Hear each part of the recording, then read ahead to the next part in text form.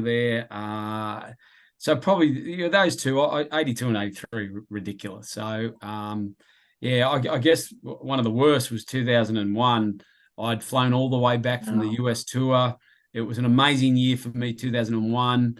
My wife, we had our first child, and I made it onto the US tour for the first time. So I'm going to play with the likes of Tiger Woods and Ernie Els and all those guys. Para makes it at the grand final.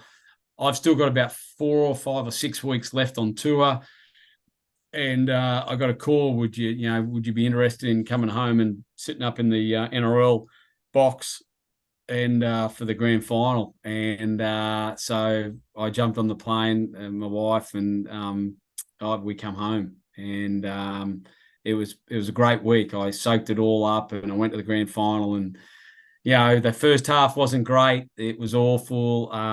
It was like I was at a funeral. But people don't, it finished 30-24, and people don't realise that Para won the second half. I know they didn't win it overall, but I keep 24-6. saying, yeah, we won the second half. So, Newcastle were pretty damn good. But it was a long way to come to watch him get beaten, but it was really worth it.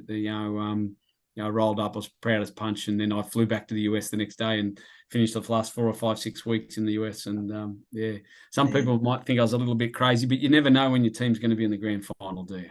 Well, that's it. That was my first